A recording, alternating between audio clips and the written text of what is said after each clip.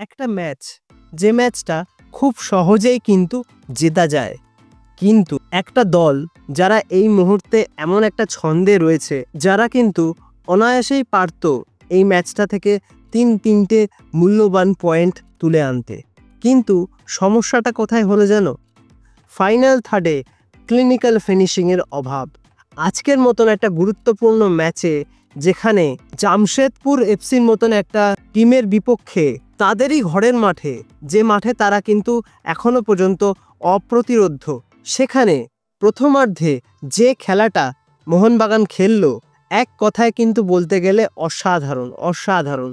কিন্তু আমি যদি খুব ভুল না করি, প্রথমার্ধে 11টা শট তারা কিন্তু ট্রাই করেছিল, এবং গোটা প্রথমার্ধ জুড়ে জামশেদপুর এফসির ডিফেন্সের উপর যেভাবে চাপ সৃষ্টি করেছিল মোহনবাগান, সেখানে কিন্তু প্রথমার্ধেই অন্তত 3 থেকে 4টে গোলে লিড পেতে পারত মোহনবাগান। কিন্তু অজস্র সহজ সুযোগ মিস করেছেন তারা, যার ফলে যে ম্যাচটা থেকে তারা 3টে পয়েন্ট পেতে পারত, সেই ম্যাচ থেকে কিন্তু একটা পয়েন্ট নিয়েই সন্তুষ্ট থাকতে হবে মোহনবাগানকে।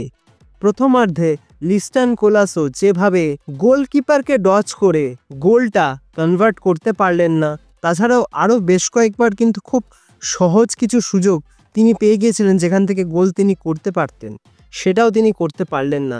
কার্যত বলা যায় একজন ডিফেন্ডার স্টিফেন এজে, যিনি কিন্তু জামশেদপুর এফসির হয়ে আজকে দুর্দান্ত ডিফেন্সিভ ওয়ার্কলোড দেখিয়েছেন, শুধু তিনি কিন্তু ডিফেন্সই করেননি, মূল্যবান একটা গোল করে কিন্তু এই ম্যাচ থেকে তারাও একটা পয়েন্ট নিয়ে ঘরের মাঠে লিগ টেবিলে 2 নম্বর স্থানে কিন্তু উঠে এলো। প্রথমার্ধে আমরা মোহনবাগানের থেকে যে কম্প্যাক্ট ডিফেন্ডিং জেসন কামিংসের কাছ থেকে কিন্তু দুর্দান্ত কিছু থ্রু বল, একটা ভালো কর্নার যেখান থেকে কিন্তু শুভাশিস বোস গোল করে দিয়ে দলকে 1-0 গোলের লিডটাও কিন্তু এনে দিয়েছিলেন, যেটা কিন্তু ব্যাকহেড করেন টম অলরেড। কিন্তু গোটা দ্বিতীয়ার্ধ জুড়েই কিন্তু মোহনবাগানকে অনেকটা বেশি অচেনা মনে হচ্ছিল, কারণ প্রথমার্ধে তাদের থেকে যে ধরনের ফুটবল আমরা দেখেছি, দ্বিতীয়ার্ধে কিন্তু সেই ফুটবলটা খুব একটা দেখা যায়নি। তার কারণ কিন্তু একটাই, জামশেদপুর এফসি কোচ সেকেন্ড হাফে 2টো চেঞ্জ করেছেন, যার ফলে তারা কিন্তু ডাবল স্ট্রাইকারে চলে যায়, এবং পেছন থেকে স্টিফেন এজে এবং হাভি হার্নান্ডেজ প্রত্যেকে কিন্তু লং বল ডিস্ট্রিবিউট করতে শুরু করে, একদম দুজন স্ট্রাইকারকে উদ্দেশ্য করে, যার ফলে কিন্তু অনেক বেশি এরিয়াল ডুয়েল থেকে সেকেন্ড বলগুলো উইন করে সেখান থেকে কিন্তু বারবার দ্বিতীয়ার্ধে আক্রমণ তুলে আনছিল জামশেদপুর এফসি।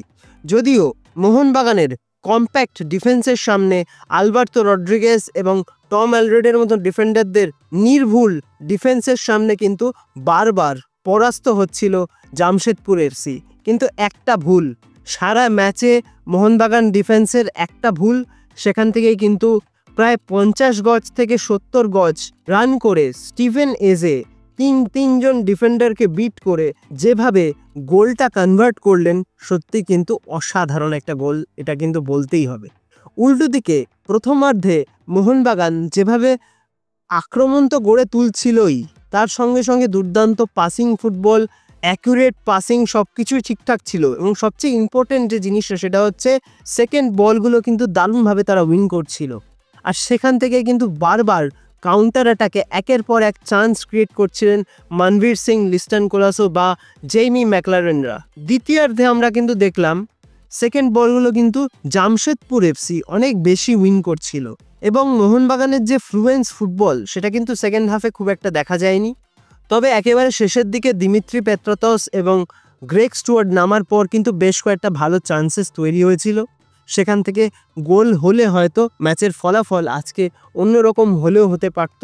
আমি ঠিক এই মুহূর্তে খেয়াল করতে পারছি না, তবে আমার যেটুকু মনে হয় যে এই আইএসএলের যারা সর্বাধিক গোলে শট করেছেন সেই লিস্টটা যদি আমরা দেখি, সেক্ষেত্রে আমরা হয়তো দেখব 3 নম্বরে রয়েছেন লিস্টন কোলাসো, কিন্তু তার গোল কনভার্সন রেট কটা?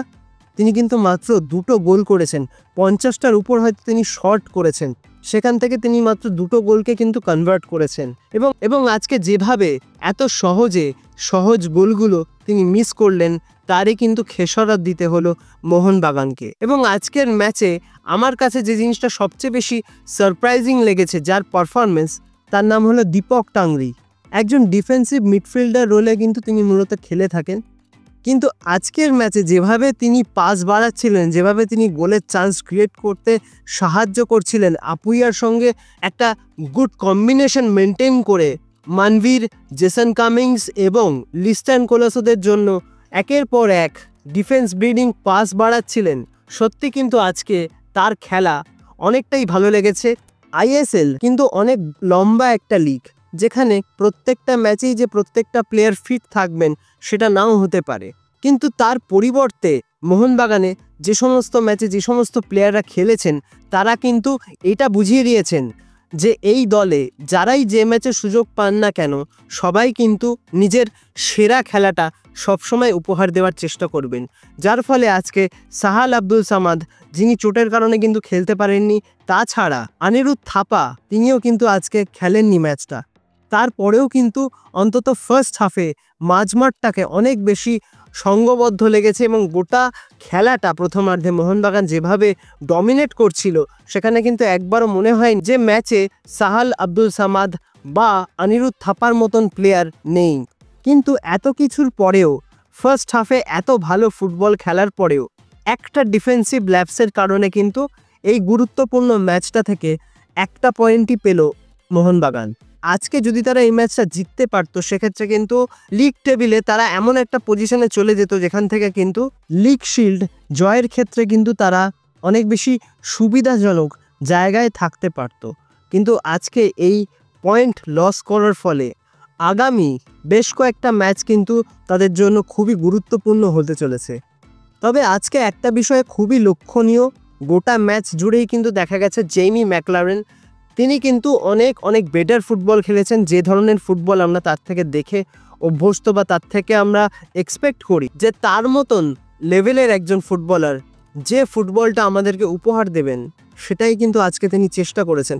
হ্যাঁ, তিনি হয়তো গোল পাননি কিন্তু প্রচুর গোলের সুযোগ কিন্তু তৈরি করেছেন এবং নিজেও কিন্তু গোল আজকে পেয়ে যেতেই পারতেন যদি না বলটা বার পোস্টে লাগতো। আজকের গোটা ম্যাচটায় কিন্তু তিনি অনেক বেশি ইনভলভ ছিলেন। যেমন অনেক সময় তিনি কিন্তু মাঝ মাঠেও নেমে আসছিলেন, ডিফেন্সকেও সাহায্য করছিলেন। আজকের ম্যাচে তার পারফরমেন্স নিয়ে কিন্তু আলাদা করে বলতেই হয়। হ্যাঁ, যদি তিনি গোলটা পেতেন তাহলে হয়তো আজকের ম্যাচের স্কোর লাইনটা অন্যরকম হতো। তবে ওই যে বললাম, সমস্যাটা তো ওইখানেই। আজকে প্রথমার্ধে মোহনবাগান যেভাবে সুযোগ নষ্ট করেছে সেগুলো যদি তারা প্রথমেই কনভার্ট করতে পারতো তাহলে অনেক আগেই কিন্তু ম্যাচটা মোহনবাগান জিতে নিতে পারত। তবে জামশেদপুরের তাদের ঘরের মাঠে যা রেকর্ড সেক্ষেত্রে কিন্তু একটা পয়েন্টও আমার মনে হয় খুবই মূল্যবান হতে পারে। এবং আজকের ম্যাচে মনবীর সিং, আপুইয়া যেভাবে কম্বাইন করে একের পর এক আক্রমণ গড়ে তুলছিলেন মাঝমাঠ থেকে, সব বিষাক্ত থ্রু বল থেকে বারবার গোলের সুযোগ তৈরি করছিলেন জেমি ম্যাকলারেন বা লিস্টান কোলাসোরা, সেটা কিন্তু অবশ্যই প্রশংসার দাবি রাখে। এবং একদম শেষ মুহূর্তে আমরা দেখলাম কিন্তু, অর্থাৎ 75 মিনিটের পর থেকে আমরা দেখলাম গ্রেগ স্টুয়ার্ট এবং দিমিত্রি পেত্রাতাস দুজনেই মাঠে নামলেন এবং দিমিত্রি পেত্রাতাস কিন্তু আজকে বেশ কয়েকটা ভালো মুভ করছিলেন এবং তিনি কিন্তু গোল আজকে পেয়ে গেলেও যেতে পারতেন। যেভাবে বেশ কয়েকটা শট তিনি গোলে নিয়েছিলেন সেগুলো যদি গোলে থাকতো তাহলে কিন্তু গোলটা পেয়ে যেতে পারতেন দিমিত্রি পেত্রাতাস। আসল বিষয়টা হচ্ছে প্রথমার্ধে জামশেদপুর এফসি একটু গ্রাউন্ডেড ফুটবল খেলার চেষ্টা করছিল, তারা কিন্তু পাসিং ফুটবল খেলার চেষ্টা করছিল, কিন্তু দ্বিতীয়ার্ধের শুরু থেকেই তারা কিন্তু লং বলে চলে যায় এবং একজন ডিফেন্ডার স্টিফেন এজে, যিনি কিন্তু বারবার জেইমি ম্যাকলারেন বা লিস্টান কোলাসোদের সামনে প্রাচীর হয়ে দাঁড়িয়েছিলেন, তিনি যদি আজকে না থাকতেন তাহলে হয়তো ম্যাচটা অনেক আগেই মোহনবাগান জিতে নিতে পারত।